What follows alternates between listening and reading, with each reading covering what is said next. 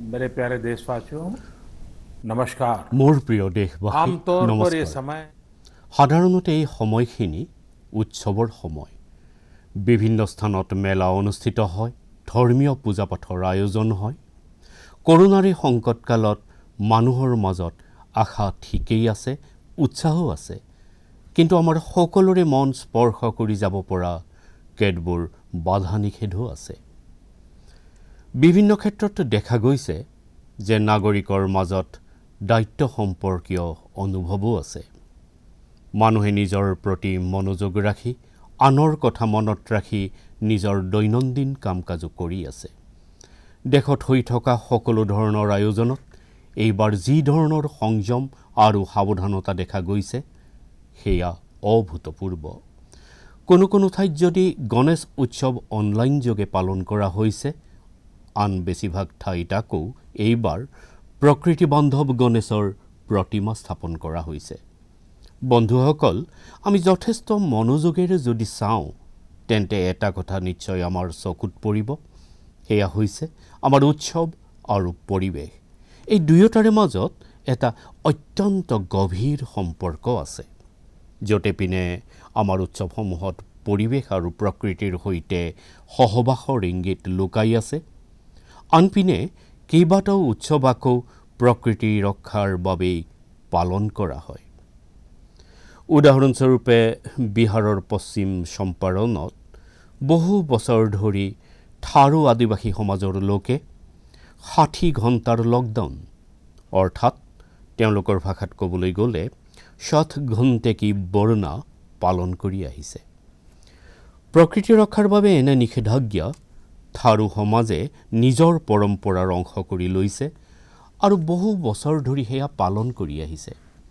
এই সময়ছোৱাত গাঁৱলৈ কোনো নাহে আৰু কোনো নিজৰ ঘৰৰ পৰা বাহিৰলৈ নোলায়। আৰু মানুহে বিশ্বাস কৰে যে যদিহে তেওঁলোক বাহিৰলৈ ওলায় বা বাহিৰৰ পৰা কোনোবা আহে, তেন্তে তেওঁলোকৰ অহা যোৱাৰ যোগেদি মানুহৰ দৈনন্দিন কাম কাজৰ যোগেদি নতুন গছ বিৰিখৰ ক্ষতি হ'ব পাৰে।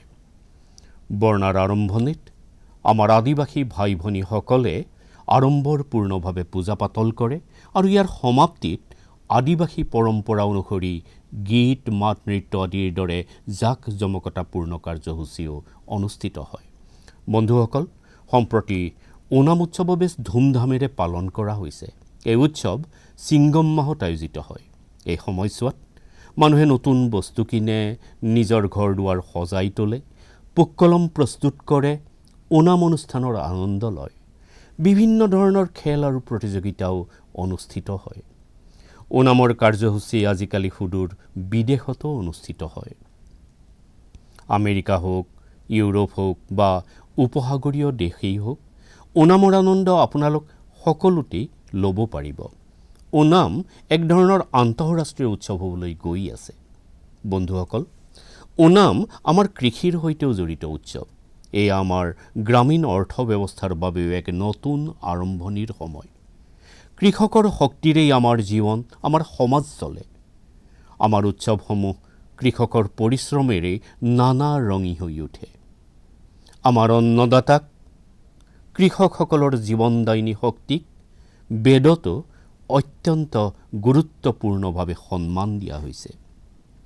ঋগ্বেদৰ মন্ত্ৰত আছে, অন্নানাং পতয়ে নমঃ, অন্নানাং পতয়ে নমঃ, ক্ষত্ৰানাম পতয়ে নমঃ। অৰ্থাৎ অন্নদাতালৈ প্ৰণাম, কৃষকসকলৰ প্ৰতি নমস্কাৰ। আমাৰ কৃষকসকলে কৰোনাৰ এই কঠিন পৰিস্থিতিতো নিজৰ শক্তি প্ৰমাণ কৰিছে। আমাৰ দেশত এইবাৰ খাৰিফ শস্যৰ খেতি যোৱা বছৰৰ তুলনাত 7% অধিক হৈছে। ধানৰ খেতি এইবাৰ প্ৰায় 10%, দাইলৰ প্ৰায় 5%, মোটা অৰ্থাৎ কোৰ্চ চিৰিয়েলছ প্ৰায় 3%, তৈলবীজ প্ৰায় 13%, কপাহ প্ৰায় 3% অধিক খেতি কৰা হৈছে। মই ইয়াৰ বাবে দেশৰ কৃষকসকলক অভিনন্দন জনাইছোঁ, তেওঁলোকৰ পৰিশ্ৰমক প্ৰণাম জনাইছোঁ। মোৰ প্ৰিয় দেশবাসী, কৰোনাৰ এই সময়ছোৱাত দেশে কেইবাটাও বিষয়ৰ সৈতে একেলগে যুঁজ দিবলগীয়া হৈছে। কিন্তু তাৰ সৈতে বিভিন্ন সময়ত মনলৈ এই প্ৰশ্নও আহি আছে যে ইমান দীঘলীয়া সময় ঘৰৰ ভিতৰত থকাৰ বাবে মোৰ সৰু সৰু শিশু বন্ধুসকলৰ সময় কেনেদৰে পাৰ হৈছে। আৰু সেইবাবেই মই গান্ধীনগৰৰ শিশু বিশ্ববিদ্যালয়, যিখনৰ সমগ্ৰ বিশ্বৰ ভিতৰতে এক সুকীয়া পৰিচয় আছে, ভাৰত চৰকাৰৰ মহিলা আৰু শিশু বিকাশ মন্ত্ৰালয়, শিক্ষা মন্ত্ৰালয়, সূক্ষ্ম লঘু আৰু মজলীয়া উদ্যোগ মন্ত্ৰালয়, এই সকলোৰে সৈতে মিলি আমি শিশুসকলৰ বাবে কি কৰিব পাৰোঁ সেই বিষয়ে আলোচনা কৰিছোঁ, চিন্তা চৰ্চা কৰিছোঁ। মোৰ বাবে এয়া অত্যন্ত সুখপ্ৰদ আছিল, লাভজনক আছিল, কিয়নো একধৰণে এয়া মোৰ বাবেও কিবা এটা নতুন কথা জনাৰ, নতুন কথা শিকাৰ সুযোগ আছিল। বন্ধুসকল, আমাৰ চিন্তাৰ বিষয় আছিল খেলৰ সামগ্ৰী আৰু বিশেষকৈ ভাৰতীয় খেলৰ সামগ্ৰী। আমি এই বিষয়ে আলোচনা কৰিলোঁ যে ভাৰতীয় শিশুসকলক নতুন নতুন পুতলা কেনেদৰে দিব পৰা যায়, ভাৰত পুতলা উৎপাদনৰ ক্ষেত্ৰত বৃহৎ কেন্দ্ৰ হিচাপে কেনেদৰে গঢ়ি উঠিব। অৱশ্যে মই মন কী বাত শুনি থকা শিশুৰ পিতৃ মাতৃৰ ওচৰত ক্ষমা বিচাৰিছোঁ, কিয়নো এনেও হ'ব পাৰে যে এই মন কী বাত শুনাৰ পাছত খেলৰ সামগ্ৰীৰ নতুন নতুন দাবী শুনাটো তেওঁলোকৰ সৈতে এটা নতুন কাম হৈ উঠিব পাৰে। বন্ধুসকল, পুতলাই কাম কাজ বঢ়াই তুলিব পাৰে, লগতে পুতলাই আমাৰ আকাংক্ষাকো নতুন মাত্ৰা দিব পাৰে। পুতলাই কেৱল মনেই শান্ত নকৰে, পুতলাই মন দৃঢ়ও কৰে আৰু লক্ষ্যও স্থিৰ কৰি দিয়ে। মই ক'ৰবাত পঢ়িছিলোঁ যে পুতলা সম্পৰ্কত গুৰুদেৱ ৰবীন্দ্ৰনাথ ঠাকুৰে কৈছিল যে শ্ৰেষ্ঠ পুতলাটো সেয়াই যিটো অসম্পূৰ্ণ, এনে পুতলা যিটো আধৰুৱা আৰু শিশুসকলে মিলি খেলৰ মাজেৰে সেয়া সম্পূৰ্ণ কৰে। গুৰুদেৱ ঠাকুৰে কৈছিল যে যেতিয়া তেওঁ সৰু হৈ আছিল তেতিয়া নিজৰ কল্পনাৰে, নিজৰ ঘৰতে পোৱা বস্তুৰে বন্ধুসকলৰ সৈতে মিলি নিজৰ পুতলা আৰু খেল তৈয়াৰ কৰি লৈছিল। কিন্তু এদিন শৈশৱৰ সেই আনন্দ ভৰা ক্ষণ জ্যেষ্ঠসকলৰ দখললৈ গুচি গ'ল। এনে হৈছিল যে তেওঁৰ এজন সংগীয়ে এটি ডাঙৰ আৰু ধুনীয়া বিদেশী পুতলা লৈ আহিছিল। পুতলাক লৈ ব্যস্ত হৈ পৰা সকলো সংগীৰে মনোযোগ খেলতকৈ পুতলাৰ ওপৰতহে অধিক হৈছিল। সকলোৰে আকৰ্ষণৰ কেন্দ্ৰ খেল হৈ নাথাকিল, পুতলাহে হৈ পৰিল। যিটো শিশুৱে কালিলৈকে সকলোৰে সৈতে খেলিছিল, সকলোৰে সৈতে আছিল, মিলা প্ৰীতিৰে থাকিছিল, খেলত আত্মমগ্ন হৈ আছিল, তেওঁ দূৰতে থাকিবলৈ ধৰিলে। এই ধৰণে বাকী ল'ৰা ছোৱালীৰ প্ৰতি ভেদভাৱ তেওঁৰ মনত গঢ়ি উঠিল। দামী পুতলাত প্ৰস্তুত কৰিবলৈ দিয়া একো নাছিল, শিকিবলৈও একো নাছিল। অৰ্থাৎ এটি সুন্দৰ পুতলাই এটি বুদ্ধিমান শিশুক ক'ৰবাত তল পেলাই ৰাখিলে, লুকুৱাই পেলালে, মোহাৰি পেলালে। এই পুতলাটোৱে ধন সম্পত্তিৰ কিছু গুৰুত্ব প্ৰদৰ্শন কৰিলে যদিও সেই শিশুটিৰ সৃষ্টিশীল ক্ষমতাৰ বৃদ্ধি আৰু বিকাশ ৰুদ্ধ কৰিলে। পুতলা আহিল যদিও খেল শেষ হৈ গ'ল আৰু শিশুসকল প্ৰস্ফুটিত হৈ উঠাটো হেৰাই গ'ল। সেয়েহে গুৰুদেৱে কৈছিল যে পুতলা এনে হ'ব লাগে যিয়ে শিশুৰ শৈশৱক বাহিৰলৈ উলিয়াই আনে, তেওঁলোকৰ সৃষ্টিশীলতাক পোহৰলৈ আনে। শিশুসকলৰ জীৱনৰ বেলেগ বেলেগ সময়ত পুতলাৰ যি প্ৰভাৱ আছে তাৰ ওপৰত ৰাষ্ট্ৰীয় শিক্ষানীতিটো যথেষ্ট গুৰুত্ব দিয়া হৈছে। খেলি খেলি শিকা, পুতলাৰ প্ৰস্তুতকৰণ শিকা, য'ত পুতলা নিৰ্মাণ হয় সেই ঠাই ভ্ৰমণ কৰা, এই সকলোকেই পাঠ্যক্ৰমৰ অংশ কৰি তোলা হৈছে। বন্ধুসকল, আমাৰ দেশত থলুৱা পুতলাৰ যথেষ্ট সমৃদ্ধ পৰম্পৰা আছে। বিভিন্ন প্ৰতিভাশালী আৰু কুশলী শিল্পীও আছে যিয়ে ভাল পুতলা নিৰ্মাণত সুনাম আৰ্জিছে।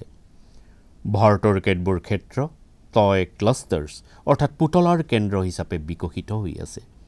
উদাহৰণস্বৰূপে কৰ্ণাটকৰ ৰামনগৰৰ চন্নাপটনা, অন্ধ্ৰপ্ৰদেশৰ কৃষ্ণাৰ কুন্দাপল্লী, তামিলনাডুৰ তাঞ্জোৰ, অসমৰ ধুবুৰী, উত্তৰ প্ৰদেশৰ বাৰাণসী, এনে বিভিন্ন ঠাই আছে, বিভিন্ন নাম উল্লেখ কৰিব পাৰি। আপোনালোকে এয়া জানি আচৰিত হ'ব যে বিশ্বৰ পুতলা উদ্যোগ 7 লাখ কোটি টকাৰো অধিক মূল্যৰ উদ্যোগ।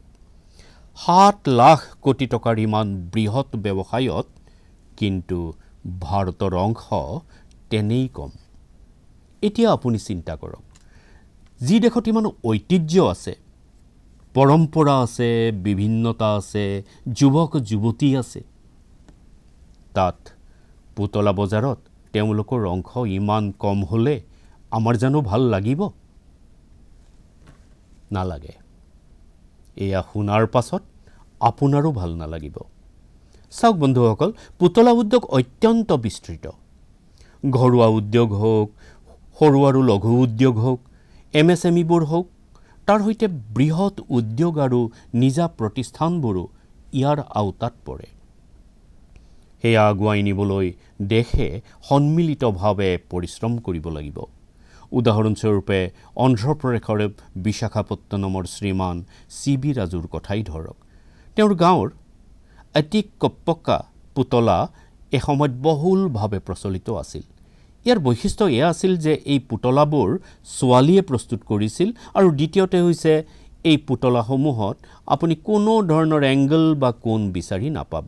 এই পুতলাসমূহ সকলো দিশৰ পৰাই ঘূৰণীয়া আছিল। সেয়েহে ল'ৰা ছোৱালীয়ে আঘাত পোৱাৰো কোনো সম্ভাৱনা নাছিল। CB ৰাজুৱে এটিকপ্পকা পুতলাৰ বাবে এতিয়া নিজৰ গাঁৱৰ শিল্পীসকলৰ সৈতে মিলি এক প্ৰকাৰৰ নতুন আন্দোলন আৰম্ভ কৰিছে।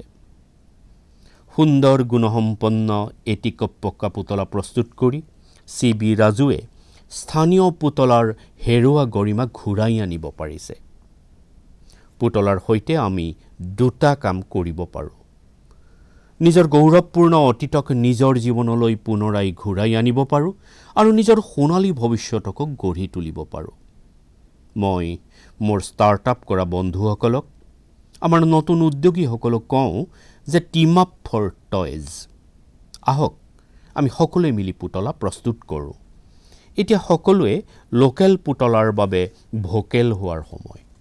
আহক আমি আমাৰ যুৱ প্ৰজন্মৰ বাবে কেতবোৰ নতুন ধৰণৰ ভাল গুণ বিশিষ্ট পুতলা নিৰ্মাণ কৰোঁ। পুতলাবোৰ তেনে হওক যি থাকিলে শৈশৱ প্ৰস্ফুটিত হয়, আনন্দপূৰ্ণ হয়। আমি এনে পুতলা প্ৰস্তুত কৰোঁ যিবোৰ পৰিৱেশৰো অনুকূল হয়। বন্ধুসকল, এইদৰে এতিয়া কম্পিউটাৰ আৰু স্মাৰ্টফোনৰ এই যুগত কম্পিউটাৰ গেমসমূহৰো যথেষ্ট ট্ৰেণ্ড আছে। এই গেমসমূহ শিশুসকলেও খেলে, ডাঙৰেও খেলে। কিন্তু ইয়াৰ ভিতৰতো যিমান গেমছ আছে, তাৰ থিমসমূহ বেছিভাগেই বাহিৰৰ। আমাৰ দেশত ইমান আইডিয়া আছে, ইমান কনচেপ্ট আছে, আমাৰ অতি সমৃদ্ধ ইতিহাসো আছে। আমি সেইবোৰক গেমছ প্ৰস্তুত কৰিব নোৱাৰোঁনে? মই দেশৰ যুৱ প্ৰতিভাবোৰক ক'ব খোজোঁ, আপোনালোকে ভাৰতত গেমছ প্ৰস্তুত কৰক, ভাৰতৰো গেমছ প্ৰস্তুত কৰক। কথাতে কোৱা হয় যে লেট দ্য গেমছ বিগিন। গতিকে আহক আমি খেল আৰম্ভ কৰোঁ। বন্ধুসকল, আত্মনিৰ্ভৰ ভাৰত অভিযানত ভাৰ্চুৱেল গেমছ হওক, পুতলা নিৰ্মাণ খণ্ড হওক, সকলোৱে অত্যন্ত গুৰুত্বপূৰ্ণ ভূমিকা পালন কৰিব লাগিব, আৰু তাৰ সুযোগো আছে। যেতিয়া আজিৰ পৰা 100 বছৰ আগে অসহযোগ আন্দোলন হৈছিল, তেতিয়া গান্ধীজীয়ে লিখিছিল যে অসহযোগ আন্দোলন দেশবাসীৰ মাজত আত্মসন্মান আৰু আত্মশক্তিৰ বোধ সৃষ্টি কৰাৰ এটা প্ৰয়াস। আজি আমি যেতিয়া দেশক আত্মনিৰ্ভৰ কৰাৰ চেষ্টা কৰি আছোঁ, তেতিয়া আমি সম্পূৰ্ণ আত্মবিশ্বাসেৰে আগবাঢ়িব লাগিব। সকলো ক্ষেত্ৰতে দেশক আত্মনিৰ্ভৰ কৰিব লাগিব। অসহযোগ আন্দোলনৰ ৰূপত যিটো বীজ ৰোপণ কৰা হৈছিল, তাক এতিয়া আত্মনিৰ্ভৰ ভাৰত বটবৃক্ষলৈ পৰিণত কৰাটো আমাৰ সকলোৰে দায়িত্ব। মোৰ প্ৰিয় দেশবাসী, ভাৰতীয়সকলৰ উদ্ভাৱন আৰু সমাধান দিব পৰা ক্ষমতাৰ কথা প্ৰত্যেকে স্বীকাৰ কৰে, আৰু যেতিয়া সমৰ্পিতভাৱেৰে সংবেদনশীলতাৰে এই কাম কৰা যায়, তেতিয়া এই শক্তি অসীম হৈ পৰে। এই মাহৰ আৰম্ভণিতে দেশৰ যুৱ প্ৰজন্মৰ সন্মুখত এটা এপ ইনোভেশ্যন চেলেঞ্জ ৰখা হৈছিল। এই আত্মনিৰ্ভৰ ভাৰত এপ ইনোভেশ্যন চেলেঞ্জত আমাৰ যুৱ প্ৰজন্মই হিলদোল ভাঙি অংশ লয়। প্ৰায় ৭,০০০ আবেদন পোৱা হ'ল। তাৰ ভিতৰত প্ৰায় ২/৩ এপ টায়াৰ 2 আৰু টায়াৰ 3ৰ অন্তৰ্ভুক্ত চহৰসমূহৰ যুৱক যুৱতীয়ে নিৰ্মাণ কৰিছে। এই আত্মনিৰ্ভৰ ভাৰতৰ বাবে, দেশৰ ভৱিষ্যতৰ বাবে অত্যন্ত শুভ সংকেত। আত্মনিৰ্ভৰ এপ ইনোভেশ্যন চেলেঞ্জৰ ফলাফল দেখি আপোনালোক নিশ্চিতভাৱে প্ৰভাৱিত হ'ব। অনেক পৰীক্ষা নিৰীক্ষাৰ পাছত বেলেগ বেলেগ শাখাত প্ৰায় ২ ডজন এপছক পুৰস্কাৰ দিয়া হৈছে। আপোনালোকে এই এপছসমূহ নিশ্চয় জানিব আৰু তাৰ সৈতে সংযুক্ত হ'ব। কি ঠিক আপুনিও কিজানি এনে কিবা বস্তু প্ৰস্তুত কৰিবলৈ প্ৰেৰণা লাভ কৰে। তাৰ ভিতৰত এবিধ এপ আছে কুটুকি কিডছ লাৰ্ণিং এপ। এয়া সৰু ল'ৰা ছোৱালীৰ বাবে এনেধৰণৰ প্ৰভাৱশালী এপ যে ইয়াৰ যোগেদি গীত আৰু কাহিনীৰ মাধ্যমত কথা বতৰাৰ যোগেৰেই ল'ৰা ছোৱালীয়ে অংক আৰু বিজ্ঞানৰ বহুত কথা শিকিব পাৰে। তাত অনুশীলনো আছে আৰু খেলো আছে। এনেধৰণৰ এক মাইক্ৰ ব্লগিং প্লেটফৰ্মৰ এপো আছে। তাৰ নাম হৈছে KOO। ইয়াত আমি আমাৰ মাতৃভাষাত টেক্সট, ভিডিঅ' আৰু অডিঅ'ৰ যোগেদি নিজৰ কথা ক'ব পাৰোঁ, মত বিনিময় কৰিব পাৰোঁ। একেদৰে চিংগাৰী এপবিধো যুৱ প্ৰজন্মৰ মাজত যথেষ্ট জনপ্ৰিয় হৈছে। আন এবিধ এপ আছে আস্ক চৰকাৰ। ইয়াত চেটবোটৰ যোগেদি আপুনি মত বিনিময় কৰিব পাৰে আৰু কোনো চৰকাৰী আঁচনিৰ বিষয়ে সঠিক তথ্য লাভ কৰিব পাৰে। সেয়া টেক্সট, অডিঅ' আৰু ভিডিঅ' তিনিও ধৰণে পাব পাৰে। ই আপোনাক যথেষ্ট সহায় কৰিব পাৰে। এনে আৰু এটা এপ হৈছে ষ্টেপ ছেট গ'। এইটো এক ধৰণৰ ফিটনেছ এপ। আপুনি কিমান খোজ কাঢ়িছে, কিমান কেলৰি শক্তি ক্ষয় কৰিছে, এই সকলো হিচাপ এই এপত থাকে আৰু আপোনাক সুস্থ হৈ থাকিবলৈ প্ৰেৰণা দিয়ে। মই মাত্ৰ কেইটামান উদাহৰণহে দিলোঁ। অন্য বহুকেইটা এপছেও এই প্ৰতিযোগিতাত জয়লাভ কৰিছে। কেইবাটাও ব্যৱসায়কেন্দ্ৰিক এপছ আছে, খেলৰ এপছ আছে যেনে =2, books and expense, Zoho' workplace, FTC talent আদি। আপুনি এইবোৰৰ বিষয়ে নেটত চাৰ্চ কৰক। আপোনালোকে আৰু বহুত কথা জানিব পাৰিব। আপুনিও আগবাঢ়ি আহক, কিবা উদ্ভাৱন কৰক, কিবা প্ৰয়োগ কৰক। আপোনাৰ চেষ্টা আজিকালিৰ সৰু সৰু ষ্টাৰ্টআপ কাইলৈ বৃহৎ বৃহৎ কোম্পানীলৈ ৰূপান্তৰিত হ'ব আৰু পৃথিৱীত ভাৰতৰ পৰিচয় হৈ পৰিব। আৰু আপুনি এই কথা পাহৰি নাযাব যে আজি পৃথিৱীত যিবোৰ বৃহৎ বৃহৎ কোম্পানী চকুত পৰে, এই সকলোবোৰেই একোটা সময়ত ষ্টাৰ্টআপেই আছিল। প্ৰিয় দেশবাসী, আমাৰ ইয়াত শিশুসকলে, আমাৰ শিক্ষাৰ্থীসকলে নিজৰ সম্পূৰ্ণ ক্ষমতা প্ৰদৰ্শন কৰাত, নিজৰ সামৰ্থ্য প্ৰদৰ্শন কৰাত পৰিপুষ্টিৰো পোষণৰো এটি গুৰুত্বপূৰ্ণ ভূমিকা থাকে। সমগ্ৰ দেশতে ছেপ্টেম্বৰ মাহটো পৰিপুষ্টি মাহ, নিউট্ৰিশ্যন মান্থ হিচাপে পালন কৰা হ'ব। দেশ আৰু পৰিপুষ্টিৰ মাজত অত্যন্ত গভীৰ সম্পৰ্ক আছে। আমাৰ ইয়াত এষাৰ কথা আছে, যথা অন্নম তথা মন্নম, অৰ্থাৎ অন্ন যেনে হয় আমাৰ মানসিক আৰু বৌদ্ধিক বিকাশো তেনেই হয়। বিশেষজ্ঞসকলে কয় যে শিশু গৰ্ভত থকা সময়ত আৰু শৈশৱকালত যিমান ভাল পৰিপুষ্টি লাভ কৰে, তাৰ মানসিক বিকাশো সিমানেই ভাল হয়, সিমানেই সুস্থ হৈ থাকে। শিশুৰ পৰিপুষ্টিৰ বাবে মাতৃয়ে সম্পূৰ্ণ পৰিপুষ্টি পোৱাটো সমানেই গুৰুত্বপূৰ্ণ। পৰিপুষ্টি বা নিউট্ৰিশ্যনৰ অৰ্থ কেৱল এয়াই নহয় যে আপুনি কি খাইছে, কিমান খাইছে আৰু কিমান বাৰ খাইছে। ইয়াৰ অৰ্থ হৈছে আপোনাৰ শৰীৰে কিমান পৰিপোষক বা নিউট্ৰিয়েণ্ট লাভ কৰিছে। আপুনি আইৰণ, কেলছিয়াম আদি পাই আছেনে নাই, ছডিয়াম পাই আছেনে নাই, ভিটামিনসমূহ পাই আছেনে নাই, এই সকলো পৰিপুষ্টিৰ বাবে অত্যন্ত গুৰুত্বপূৰ্ণ বিষয়।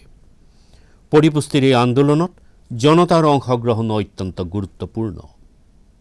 জনতাৰ অংশগ্ৰহণেই এইবোৰ সফল কৰে। বিগত কেইবছৰমানত এই দিশত দেশত বিভিন্ন চেষ্টা চলোৱা হৈছে। বিশেষকৈ আমাৰ গাঁওসমূহত ইয়াত জনতাৰ অংশগ্ৰহণৰ যোগেৰে জন আন্দোলনৰ ৰূপ দিব পৰা গৈছে। পৰিপুষ্টি সপ্তাহ হওক, পৰিপুষ্টি মাহ হওক, ইয়াৰ মাধ্যমত সৰ্বাধিক সচেতনতা সৃষ্টি কৰি থকা হৈছে। বিদ্যালয়সমূহকো সংযুক্ত কৰা হৈছে।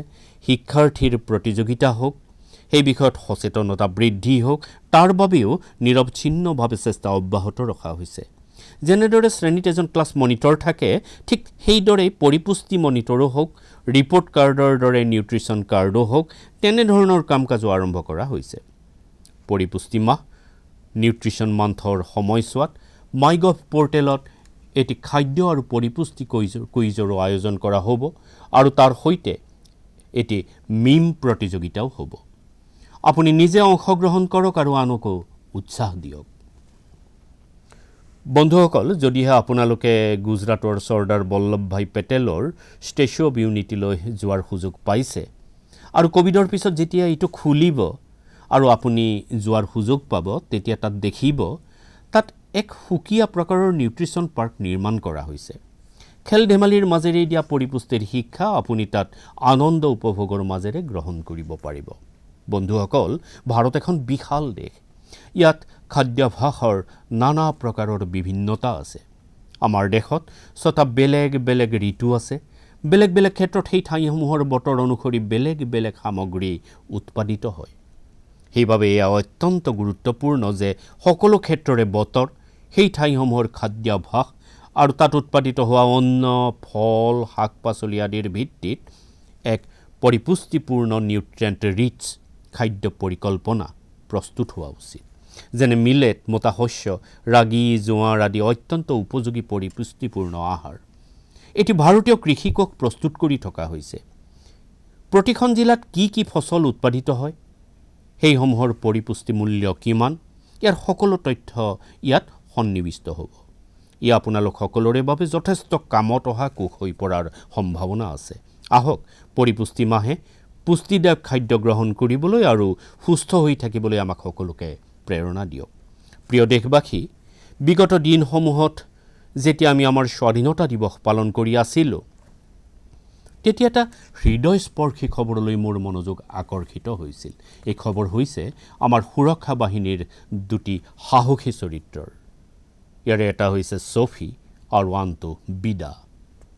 ছফি আৰু বিদা হৈছে ভাৰতীয় সৈন্য বাহিনীৰ কুকুৰ আৰু দুয়োকে স্থল সেনাবাহিনীৰ মুৰব্বীৰ প্ৰশংসা পত্ৰৰে সন্মানিত কৰা হৈছে।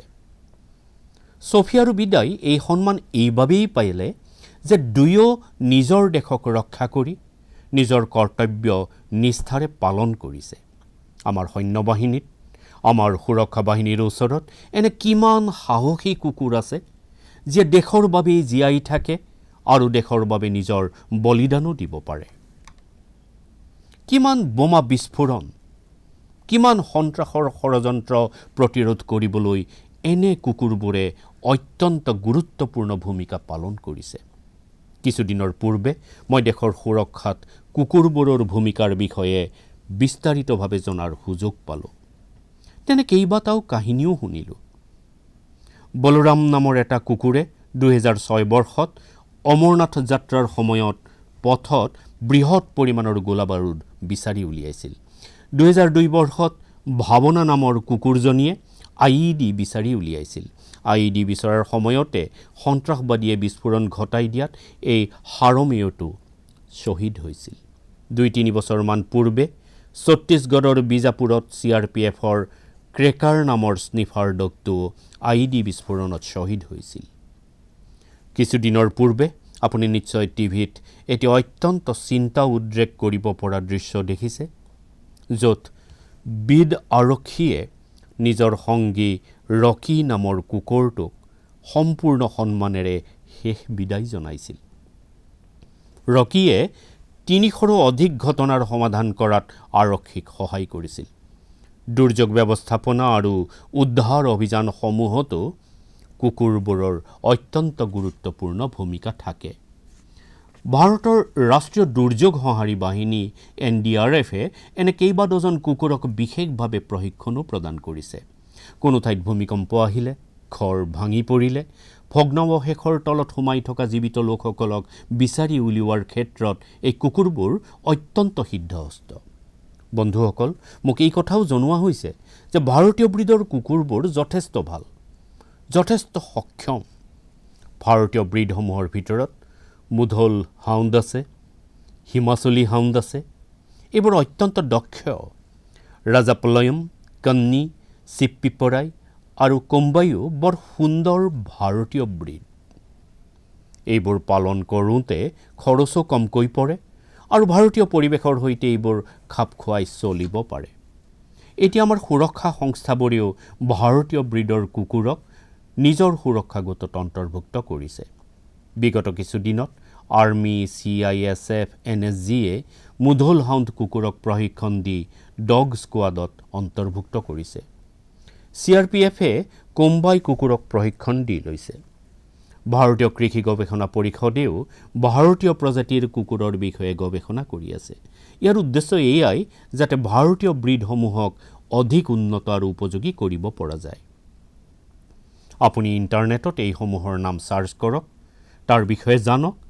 আপুনি এইবোৰৰ সৌন্দৰ্য, এইবোৰৰ গুণ দেখি আচৰিত হ'ব। ইয়াৰ পিছত যেতিয়াই আপুনি কুকুৰ পোহাৰ কথা চিন্তা কৰিব, আপুনি নিশ্চয় এইবোৰৰ মাজৰে কোনো ভাৰতীয় ব্ৰীডৰ কুকুৰ ঘৰলৈ আনিব। আত্মনিৰ্ভৰ ভাৰত যেতিয়া জনমনৰ মন্ত্ৰ হৈ উঠিব, তেতিয়া কোনো এটা ক্ষেত্ৰ ইয়াৰ পৰা কেনেদৰে পাছ পৰি ৰ'ব পাৰে। মোৰ প্ৰিয় দেশবাসী, কিছুদিনৰ পাছত 5 ছেপ্টেম্বৰত আমি শিক্ষক দিৱস পালন কৰিম। আমি সকলোৱে যেতিয়া নিজৰ জীৱনৰ সফলতাৰ কথা, নিজৰ জীৱন যাত্ৰাৰ দিশে চাওঁ, তেতিয়া কোনোবা নহয় কোনোবা এজন শিক্ষকৰ কথা আমাৰ নিশ্চয় মনত পৰে। দ্ৰুতভাৱে সলনি হোৱা সময় আৰু কৰোনাৰ সংকটৰ সময়ত আমাৰ শিক্ষকসকলৰ সন্মুখতো সময়ৰ লগে লগে পৰিৱৰ্তনৰ এক প্ৰত্যাহ্বান আহিছে।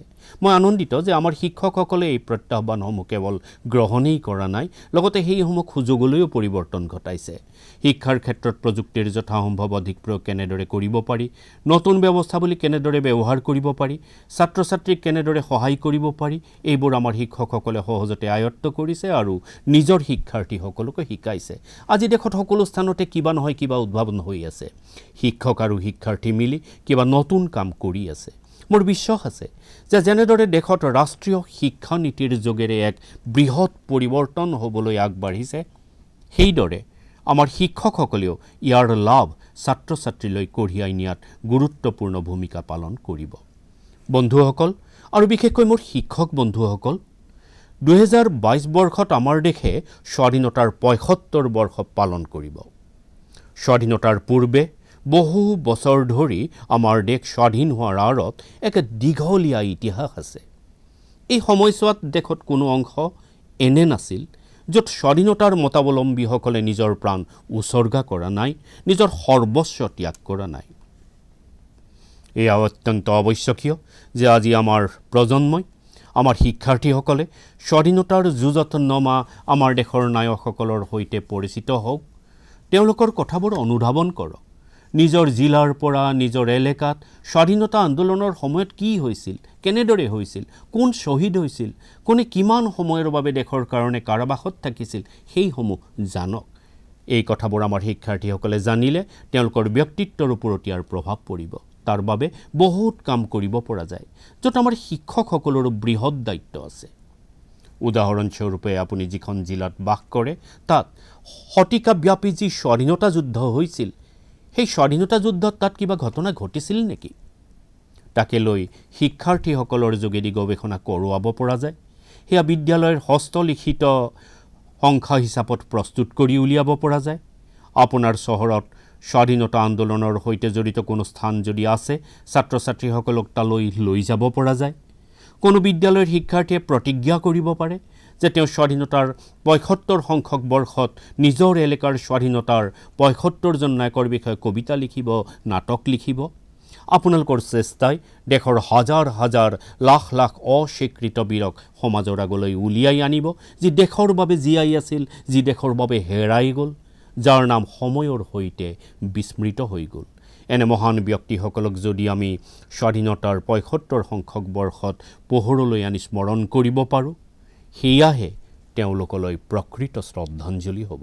আৰু যেতিয়া 5 ছেপ্টেম্বৰত শিক্ষক দিৱস পালন কৰা হ'ব, তেতিয়া মোৰ শিক্ষক বন্ধুসকলৰ ওচৰত নিশ্চয় এই আহ্বান জনাম যে তেওঁলোকে ইয়াৰ বাবে এটা পৰিৱেশৰ সৃষ্টি কৰক, সকলোকে তাৰ সৈতে জড়িত কৰক আৰু তাৰ বাবে সকলোৱে মিলি চেষ্টা কৰক। মোৰ প্ৰিয় দেশবাসী, দেশ আজি যি বিকাশৰ যাত্ৰাত আগবাঢ়িছে, তাৰ সাফল্য তেতিয়াহে সুখপ্ৰদ হ'ব যেতিয়া প্ৰতিজন দেশবাসী তাৰ অংশ হ'ব, এই যাত্ৰাৰ যাত্ৰী হ'ব, এই পথৰ পথিক হ'ব। সেইবাবে প্ৰতিজন দেশবাসী স্বাস্থ্যৱান হৈ থকাটো, সুখী হৈ থকাটো আৱশ্যকীয় আৰু আমি সকলোৱে মিলি কৰোনাক সম্পূৰ্ণকৈ পৰাজিত কৰিম। কৰোনা তেতিয়াহে হাৰিব যেতিয়া আপুনি সুৰক্ষিত হৈ থাকিব, যেতিয়া আপুনি 2 গজ কি দূৰী, মাস্ক জৰুৰী এই সংকল্প সম্পূৰ্ণকৈ পালন কৰিব। আপোনালোক সকলোৱে সুস্থ থাকক, সুখত থাকক, এই শুভকামনাৰে আশা কৰিছোঁ পৰৱৰ্তী মন কী বাতত পুনৰ লগ পাম। বহুত বহুত ধন্যবাদ। নমস্কাৰ।